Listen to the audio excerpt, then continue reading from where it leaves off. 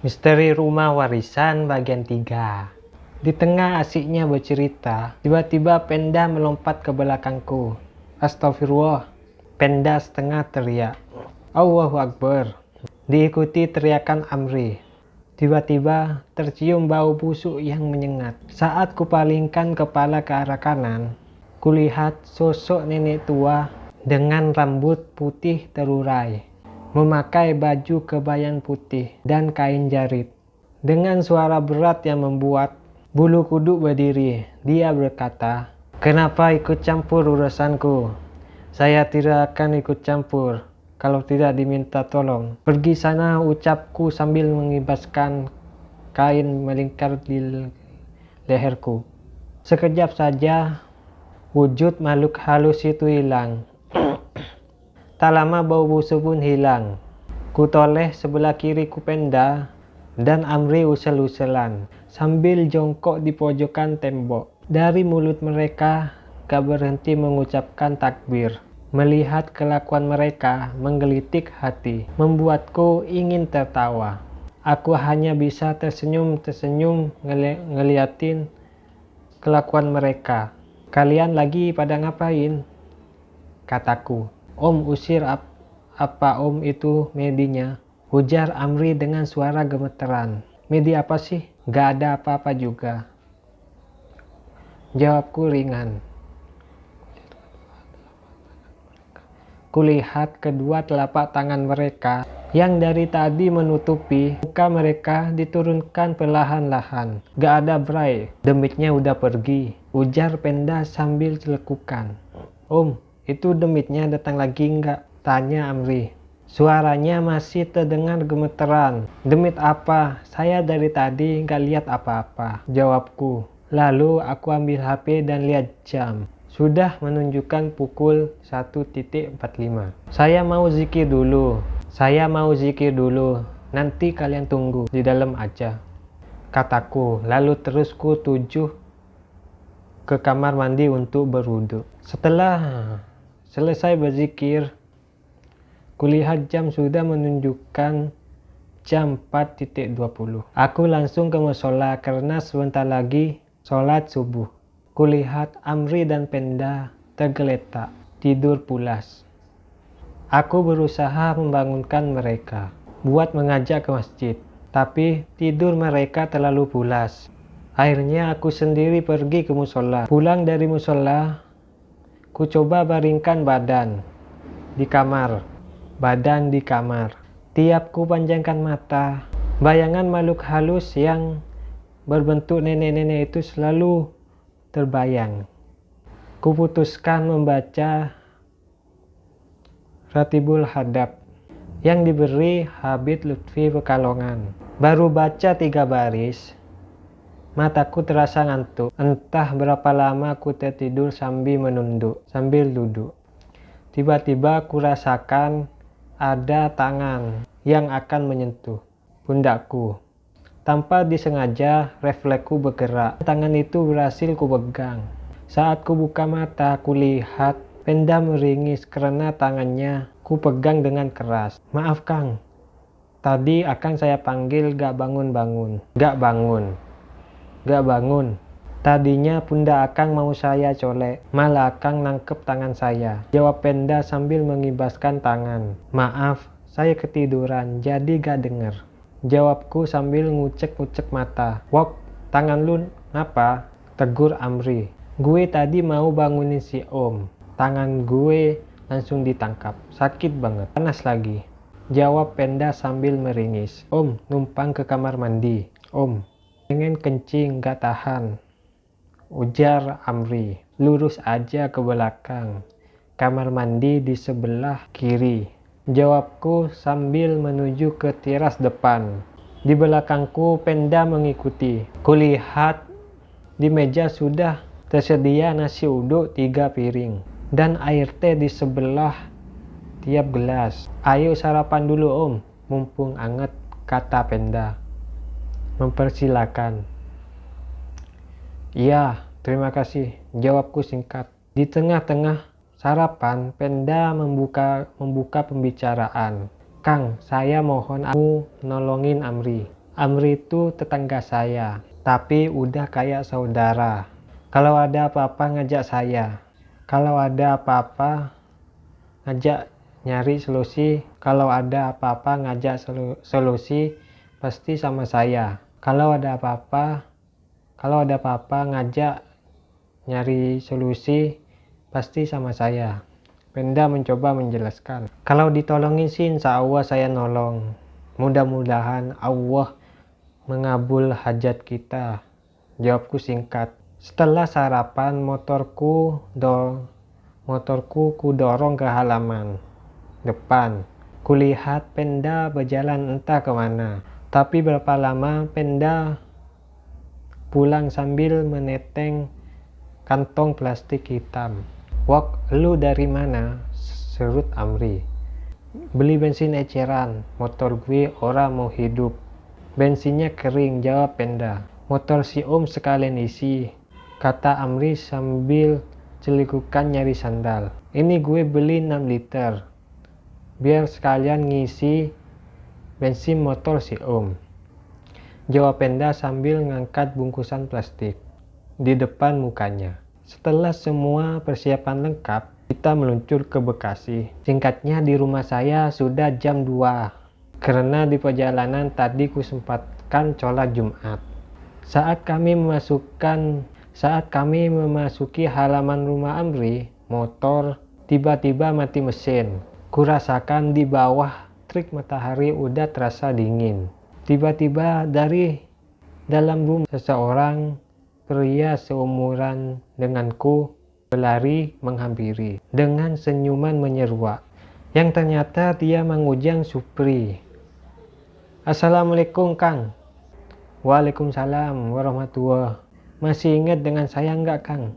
Masihlah Mang Ujang, saya belum pikun nih. Cewek cantik aja saya masih ingat-ingat terus. Saya dengan Mang Ujang tergelak tertawa melepas rindu. Om, ngobrolnya di dalam aja yuk, sambil ngopi, aja Amri. Saat kupalingkan wajahku ke arah Amri, sudut mataku menangkap sosok laki-laki berbadan gemuk dengan tubuh dipenuhi bulu yang berdiri di pohon alpukat. Mulutnya menyeringai, memperlihatkan gigi-gigi yang besar seakan tidak suka dengan kedatanganku. Saat memasuki ruangan tengah, kulihat seorang wanita berpakaian ala Cina berwarna merah tersenyum. Sebetulnya ingin kukatakan siapa wanita itu. Tiba-tiba Mang Ujang mendahului dan tepat di pangkuan perempuan itu. Dan perempuan itu melayang dan pindah, duduk di atas lemari. Baru kusadari ternyata wanita ini adalah makhluk halus. Bau busuk menyengat datang, dan tiba-tiba Mang Ujang lari keluar dan muntah. Setelah reda, Mang Ujang masuk kembali. Gila, busuk banget baunya, mual perut, kata Mang Ujang sambil ngusap-ngusap perut. Tak lama kemudian, istri Amri keluar, menyuguhkan kopi dan gorengan. Sekilas kulihat, tatapan matanya begitu dingin, menggambarkan itu bukan lagi istri Amri. Karena memang aku adalah pencinta kopi, aku langsung menjulurkan tangan untuk meraih gelas kopi. Jarak 1 dengkal tanganku dari gelas, tiba-tiba semua gelas di atas pecah. Air kopi yang semua harum berubah jadi berbau selokan. Buset sidian ya, dikata gue bebek kali disuguhin air comberan, seru Mang Ujang. Tiba-tiba dari arah belakang terdengar suara teriakan Dian, istri Amri. Kami bergegas ke arah teriakan Dian. Kami menemukan Dian yang sudah jatuh pingsan. Penda, Mang Ujang, meja kursi di tengah dikeluarin. Gelarin tikar aja, kataku, sambil terus menatap ke arah pintu belakang. Kedua orang itu buru-buru melaksanakan perintahku. Wop, gelarin karpet aja. Karpetnya di kamar tengah, seru Amri menimpali. Setelah karpet digelar, Dian dibopong Amri ke ruangan tengah. Amri, ada botol aqua kosong? Amri, ada botol aqua kosong? Tanyaku. Ada juga jirigen baru beli kemarin om, jawab Amri. Terus masuk ke kamar tidurnya. Tolong isi air kran di tempat wudhu di masjid ya. Mang Ujang langsung menyambar jirigen dan segera berlari ke masjid. Penda, tolong ke rumah Ustadz di sini ya. Suruh ke sini. Baik Kang. Beberapa saat kemudian, Penda dan Mang Ujang datang berbarengan. Mana Ustadznya? Tanyaku. Lagi dagang di Mutiara Ganding Kang. Habis maghrib baru pulang. Jawab Penda. Ya udah, sekarang tolong carikan bambu kuning. Kira-kira 7 luas. 7 luas. Di rumah gue aja wok. Di belakang rumah gue ada rumput bambu kuning. Mang Ujang menimpali. Mang Ujang buru-buru keluar menyalakan motor dan pergi tanpa pamit lagi. Penda muncul dari dapur sambil menenteng golok. Lah, mana Mang Ujang? Main pergi aja. Tak lama Mang Ujang balik sambil uring-uringan. Suwe luwak, gue pikir lu ngikutin gue ke motor. Pas tadi di jalan gue tengok lu gak ada. Lah Mang, kita kan ngambil bendo dulu. Bakal nebang bambu. Penda menimpali. Di rumah kita nggak ada bendo mah. Jawab Mang Ujang sambil ngehidupin motor. Setelah berkali-kali diselah motor Mang Ujang nggak mau hidup. Lalu Penda menyelah motor Amri dan tetap gak mau hidup. Kang, motornya saya pakai ya. Seru Mang Ujang, pakai dah. Tapi bensinnya udah tirus tuh. Jawabku. Tenang Kang, di depan situ adik kita dagang bensin. Eceran. Ntar saya isi. Jawab Mang Ujang. Penda dan Mang Ujang pun berlalu. Kulihat Amri terus memeluk istrinya. Sesekali menyerap keringatnya dan sesekali mencium kening istrinya. Amri menatapku, matanya berkaca-kaca. Sabar, insya Allah semua kita bisa hadapi, kataku menenangkan Amri. Air di dirigen kubacakan zikir dari berbagai aurat, hijib ansor dan doa kanjur arsi. Terdengar suara alunan azan maghrib di masjid. Aku tak tega meninggalkan Amri bersama istrinya yang masih belum sadar. Penda bersama Mang Ujang bersama Pak Ustadz datang. Assalamualaikum. Waalaikumsalam, jawabku. Amri mendekati Pak Ustadz itu dan coba menjelaskan kejadian yang terjadi. Sementara itu, bambu ku potong-potong menjadi 8 ruas. Asmah dari Ratibul Hadab di kulit bambu menggunakan solder. Tiba-tiba Dian bangun, matanya membelalak berwarna merah. Dengan nada serak dan berat dia membentak sang ustadz. Pergi. Kalau kamu maksa tinggal di sini, anak istrimu akan kubawa. Sang ustadz surut langkah ke belakang. Lalu istri Amri dahinya kusentil. Dengan seketika tubuhnya ambruk tak sadarkan diri lagi. Kusodorkan kitab Ratibul Hadab ke Pak Ustadz, kepada sang ustadz. Lalu kuajarkan cara membacanya. Saya butuh satu orang lagi yang bisa baca tulisan bahasa Arab, kataku sambil melihat berkeliling. Ujang, coba Kang, kata Ujang memberanikan diri. Selepas isya, ku mulai bertawasul. Dilanjutkan bacaan Ratibul Hadab. Tiba-tiba lampu yang semula terang benderang tiba-tiba semua seram, layaknya lampu 5 watt. Nenek berambut putih melayang turun dari plafon atap, dari atas plafon. Kenapa kalian mencampuri urusanku? Perempuan itu sudah dipilih untuk jadi tumbalku. Dan cabang bayi di kandungannya adalah penerusku. Suaranya serak dan berat. Siapa yang milihnya? Bentakku. Datanglah ke tempatku. Nunjukkan kesaktianmu. kata nenek-nenek itu. Lalu sang nenek menghilang. Ya Allah, atas izin dan ridhomu, aku mohon izin. Bukakan pintu alam ciptamu, tempat nenek-nenek itu berada. Dalam hatiku berujar. Lalu kupejamkan mataku. Kiai sedang apa di sini? Mari kita pulang. Sebuah suara memanggilku. Syekh Kandias, batirku mengujar. Saat ku buka mataku, kulihat Syekh Kandias bersama 4 orang guru batinku memperhatikanku. Kulihat sekelilingku berada di sebuah tempat yang tidak diketahui di mana. Di mana ini? Di mana ini? Tanyaku sambil menatap 4 guru batinku. Ini alam siluman. Jawab salah seorang guru batinku. Ada wanita yang mau dijadikan tumbal. Jabang bayi dalam kandungan wanita ini mau dijadikan penerus. Suaminya minta bantuan saya. Jawabku sambil berusaha berdiri. Coba panggil dulu Kanjeng Sunan Kali. Setelah beliau mengizinkan, silakan, kata guru batinku yang lain. Kurafalkan bait demi bait doa yang pernah diberikan Sunan Kalijaga waktu aku sedang tirakat di Kandilangun.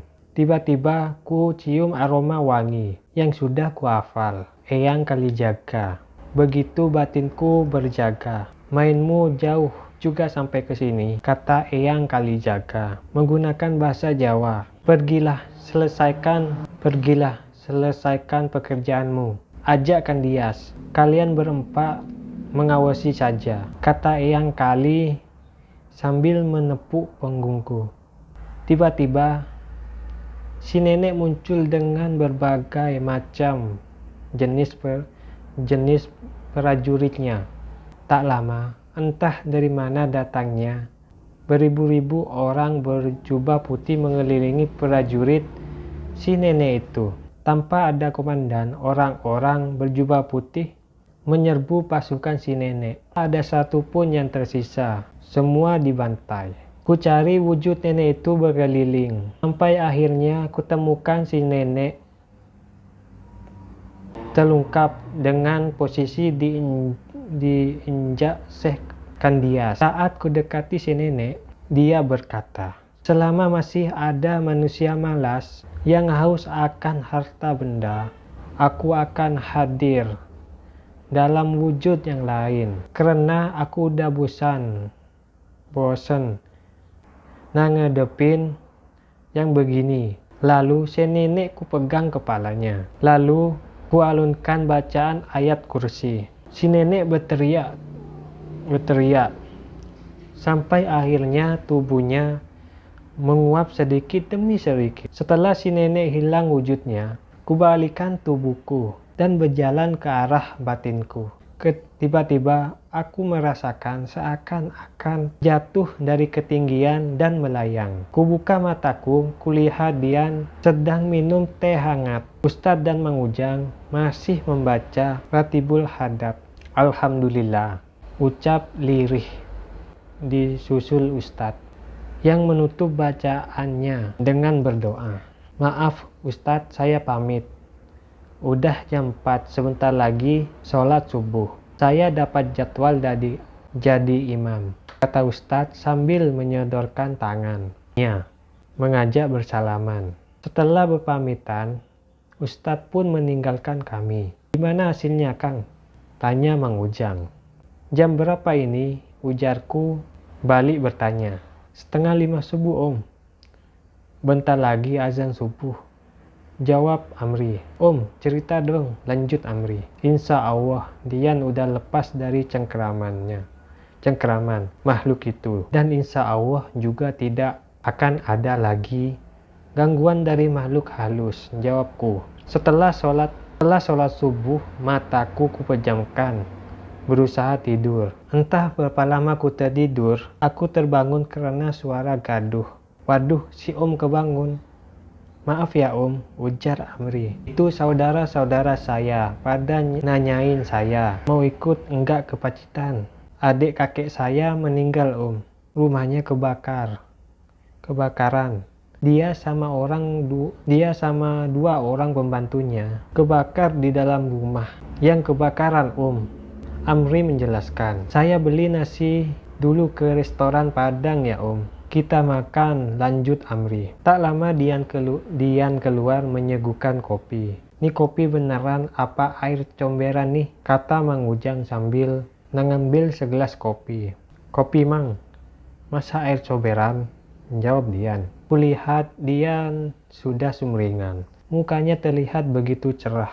Di 4 pojok rumah, lalu dilapisi empat pojok tanah. Ditanam bambu kuning yang sudah dirajah. Setelah makan dilanjutkan ngopi-ngopi. Aku pun pamit. Semoga kejadian seperti ini tidak kutemui lagi. Terakhir 3 hari yang lalu, ku dengar Amri sekarang sudah jadi bos penampungan besi Ronsok, dan anaknya pun terlahir dengan selamat. Tamat.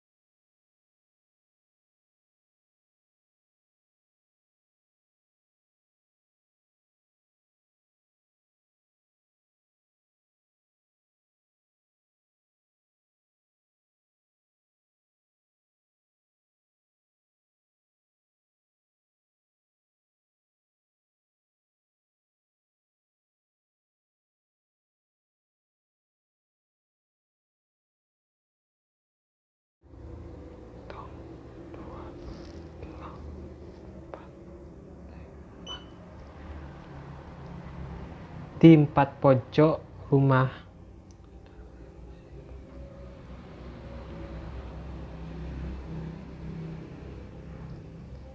Lalu dilapisi 4 pojok tanah.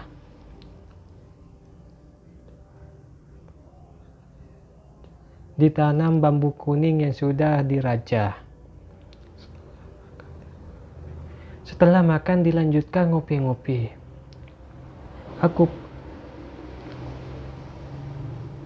Aku pun pamit.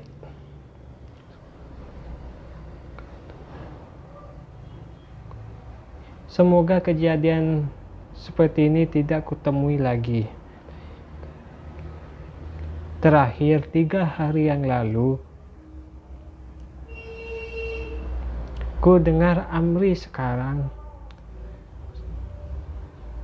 sudah jadi bos penampungan besi Ronsok, dan anaknya pun terlahir dengan selamat. Tamat, selesai. Tenden.